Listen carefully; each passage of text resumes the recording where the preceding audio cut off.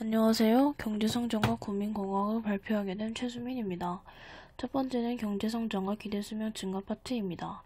여러분들은 사람들의 평균 수명이 늘어난 원인이 무엇이라고 생각하시나요? 일단 이야기의 발달을 먼저 꼽을 수 있겠습니다. 또 질소 비료의 발견으로 식량의 증가를 꼽을 수 있습니다. 마지막 이유는 영아 사망률 감소입니다. 저는 이 이유들의 기본적인 배경엔 기술의 발달 그리고 시장경제의 발달이 있다고 생각합니다.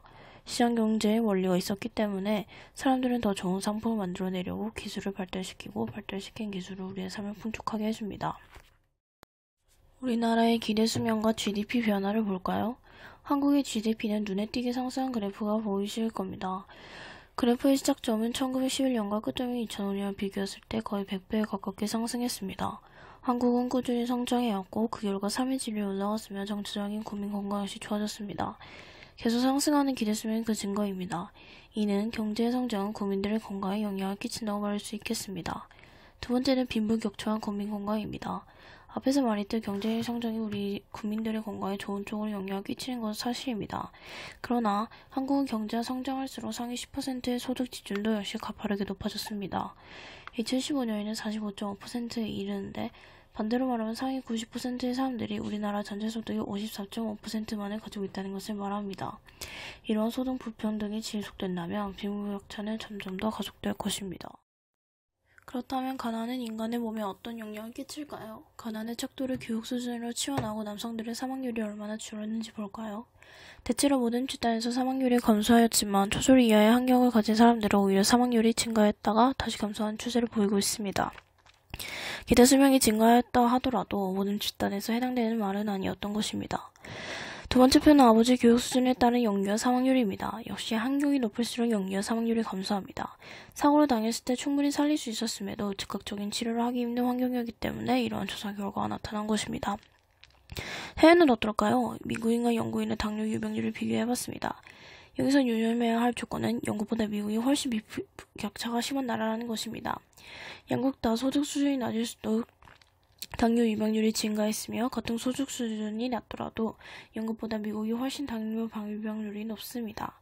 이를 통해 소득 수준의 불평등이 건강을 더 위협한다고 볼 수 있습니다. 물론 경제성장이 우리에게 선사한 기쁨은 수도 없이 많습니다. 그러나 그 이면에 커져가는 빈부격차에서 파생되는 가난은 사람들의 몸을 끊임없이 해치고 있습니다. 현대사회에서 가난이란 생존의 문제입니다. 오늘 하루를 살아내기 위해서 최대한 싼 값의 음식과 극악한 지배의 환경, 나쁜 치안과 의료 인프라에서 벗어난 삶을 살 수밖에 없습니다. 과연 우리는 가난이 그 계기와 나태한 책임이라고 볼 수 있을까요? 다음은 대규모 경제위기와 국민건강입니다. 국내 경제위기에는 1998년 IMF 외환위기, 2003년 카드 대란, 2009년 글로벌 금융위기가 있습니다. 위와 같은 국내 경제위기 때마다 자살률을 조사한 그래프를 보겠습니다. 1998년 외환위기가 터진 이후로 자살률은 꾸준하게 증가했습니다. 이는 국내 경기가 사람들의 건강에 매우 심각하게 영향을 끼친다는 것을 의미합니다. 자살률은 단순히 죽은 사람들의 숫자뿐만이 아니라 그들의 가정에까지 간접적으로 영향을 끼칩니다. 그렇다면 국외 경제위기 때를 볼까요? 냉전이 끝나고 소련이 해체된 후 소비에트 연방에 속해 있던 나라들이 독립했습니다. 그리고 그 나라들은 공산주의에서 벗어나 자본주의 시장 경제를 받아들였습니다. 그 과정에서 동유럽 국가들은 몇 년간 극심한 경제위기를 경험해야 했습니다. 이때 동유럽 국가들은 평균 수명이 급격히 감소했습니다. 왜 그랬을까요?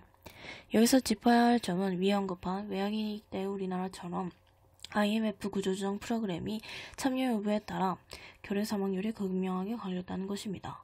오히려 구조조정을 받지 않은 나라들의 결핵 사망률이 더 낮았습니다. 이 이유는 무엇일까요? 데이비드 스토클러 교수는 이 이유를 구조조정 이행 과정에서 공공의료 시스템과 사회안전망에 투자하는 비용이 감소한 점에서 찾고 있습니다. IMF가 요구하는 경제적 조건을 만족하려면 의료 시스템 면에서 들어가는 비용을 줄일 수밖에 없다는 것입니다. 질병의 원인은 사회에서 찾는 사회역할자를 꿈꾸는 저로서 그리고 약자를 위해 목소리를 내야 하는 사회 구성원의 한 사람으로서 이번 주제는 저의 진로를 심도 있게 탐색하는 데 정말 많은 도움이 되었습니다. 또 사회역학자가 되려면 보건, 사회, 경제, 역사 등 다양한 학문들에 대한 폭넓은 지식을 가져야 한다는 것을 알게 되었습니다. 이상입니다. 감사합니다.